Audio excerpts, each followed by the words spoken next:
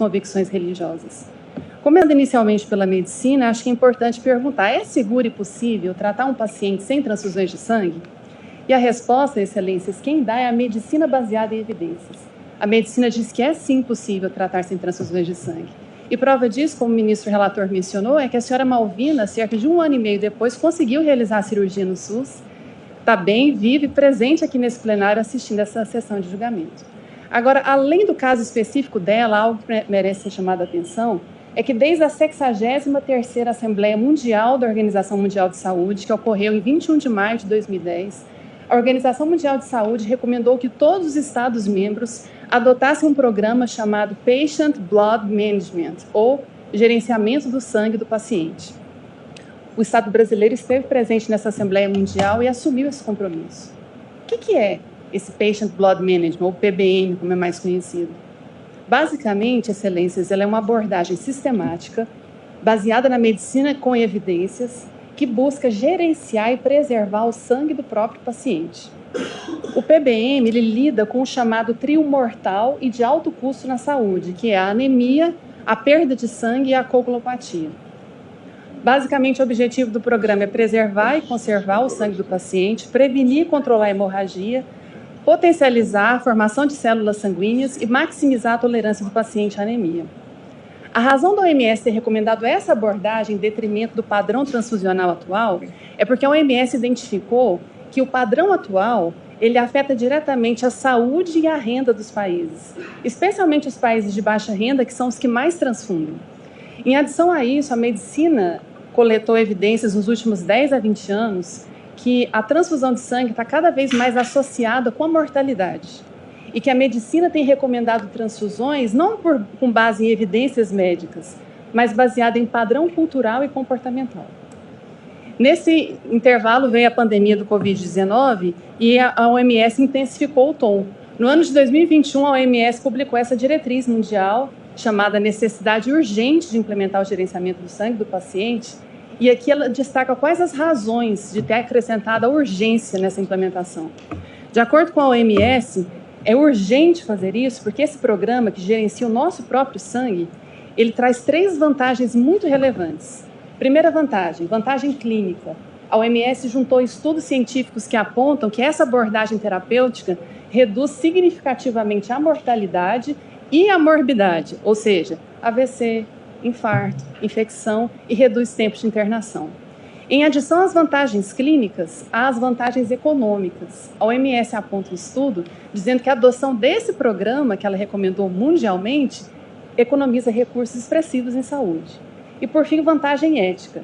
Se é melhor para o paciente, se reduz morbidade e mortalidade e sai mais barato para os cofres públicos, a adoção desse programa não pode ser simplesmente uma opção. Ele precisa de ser implementado.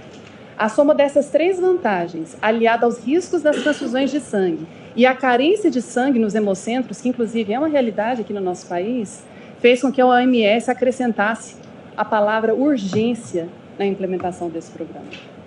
Mais do que isso, nessa diretriz, a OMS chama a atenção que esse programa está associado com um outro compromisso internacional assumido pelo Estado brasileiro, que é a Agenda 2030 da ONU.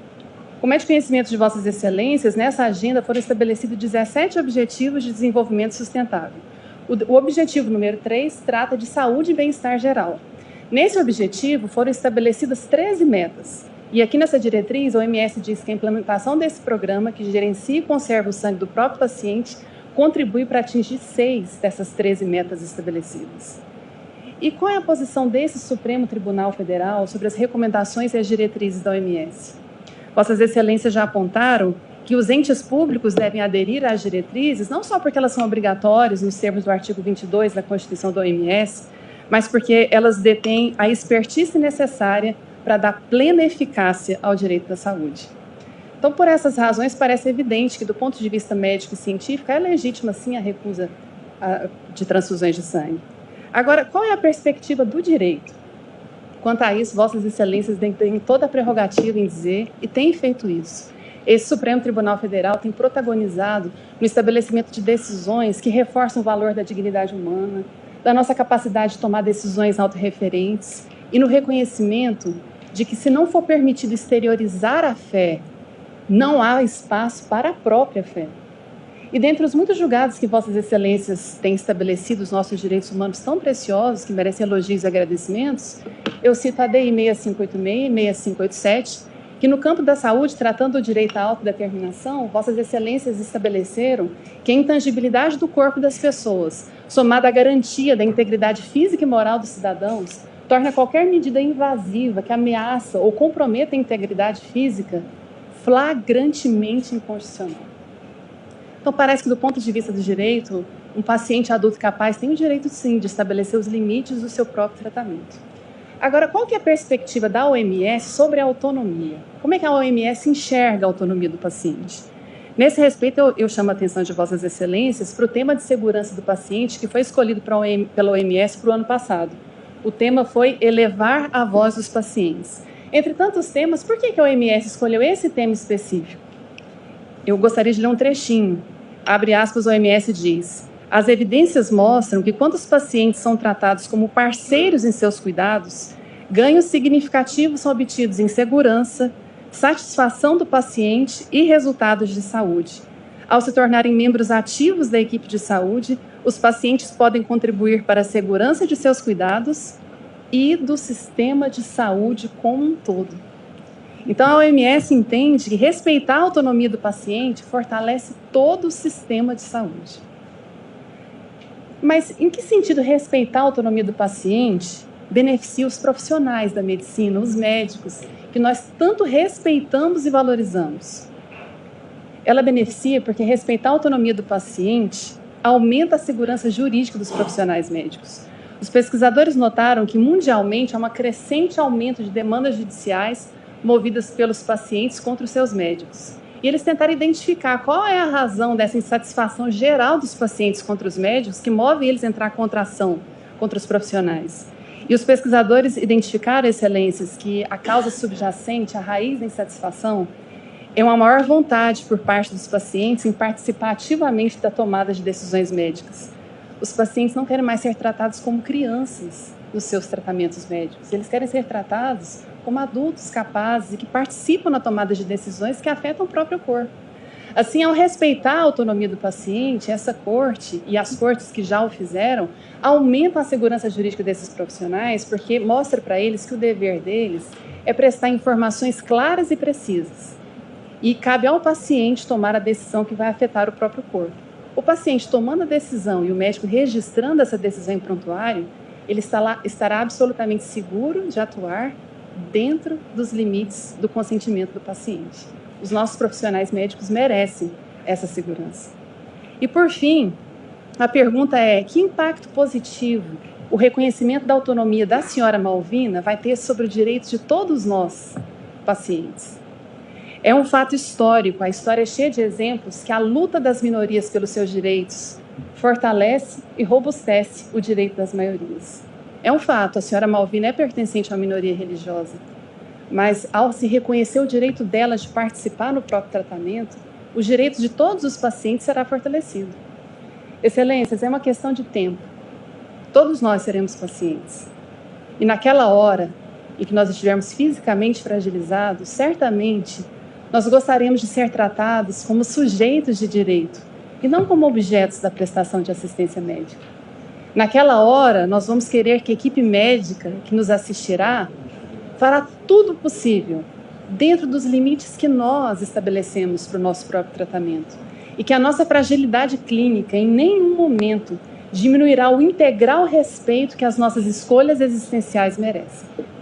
E nesse contexto, falando de liberdade religiosa e de valores tão preciosos, eu penso que nada mais apropriado que as palavras de sabedoria do que é considerado o maior homem que já viveu e fundador do cristianismo, que no Evangelho de Mateus 7,12 mencionou palavras tão impactantes que ficaram conhecidas como a regra áurea.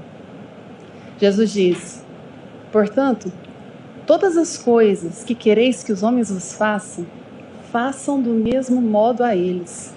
De fato, isso é o que a lei e os profetas querem dizer. Por isso, eu pugno pelo reconhecimento do recurso da senhora Malvina e pela fixação da tese de que é legítimo que um paciente testemunha de Jeová adulto e capaz, em nome da sua dignidade humana e liberdade de consciência e crença, refuse transfusões de sangue. Eu me coloco à disposição para eventuais esclarecimentos e agradeço muito a atenção de Vossas Excelências. Muito obrigado, doutora Elisa Gomes Moraes Akiyama. Falarão agora pelo recorrido, dividindo o tempo de 15 minutos, Elide Paula. Mas eu acho que era bom fazer. Perdão? Não seria bom fazer a pausa. Eu não entendi. A pausa do intervalo. A verdade, ministro Gilmar, e Vossa Excelência sinta à vontade, é porque a segunda parte da sessão vai ser presidida pelo ministro Fachin. Sim, então eu preciso... sim. Tá bem? Em seguida faremos um intervalo.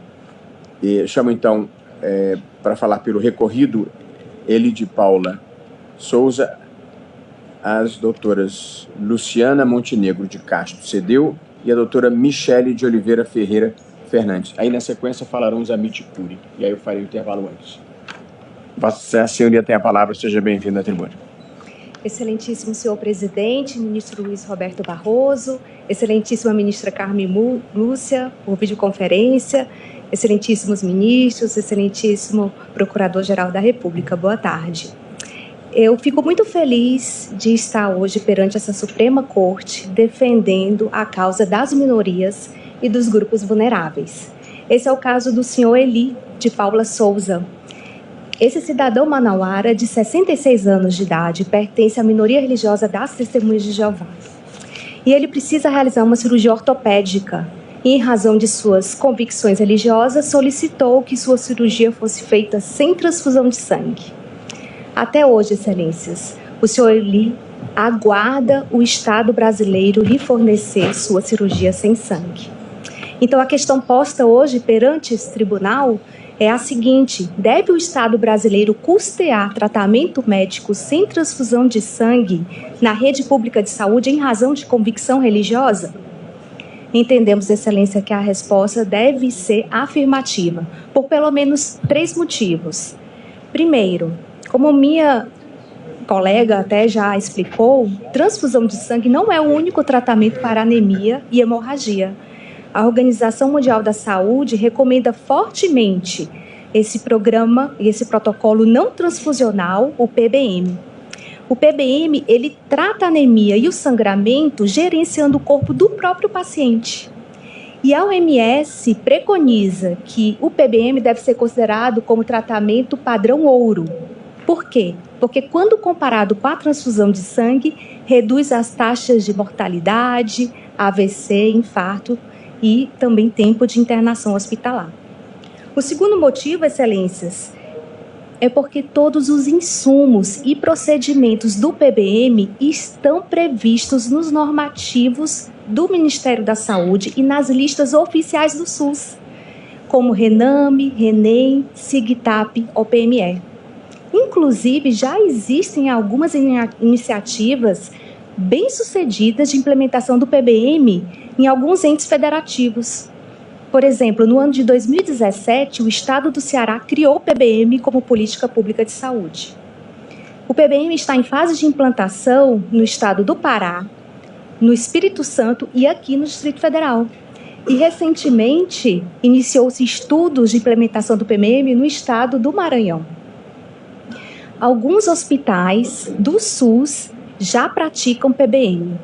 E a Universidade Federal de São Paulo, Unifesp, tem se destacado em capacitar profissionais de saúde em PBM. O terceiro motivo, excelências, é que já existem médicos capacitados do SUS que sabem tratar sem sangue. Por exemplo, nós temos, até aqui mesmo nessa assistência, alguns desses médicos, cirurgiões, cardiologistas, hematologistas, que praticam a medicina baseada em evidência. Ou seja, são médicos que não ficaram parados no tempo. Médicos que continuam acompanhando o constante avanço da medicina moderna, proporcionando aos seus pacientes o que há de melhor que a ciência médica possa oferecer. Inclusive, eles sabem que, no caso do senhor Eli, é possível fazer a sua cirurgia com os insumos do SUS e sem transfusão de sangue. Nós até acostamos nos autos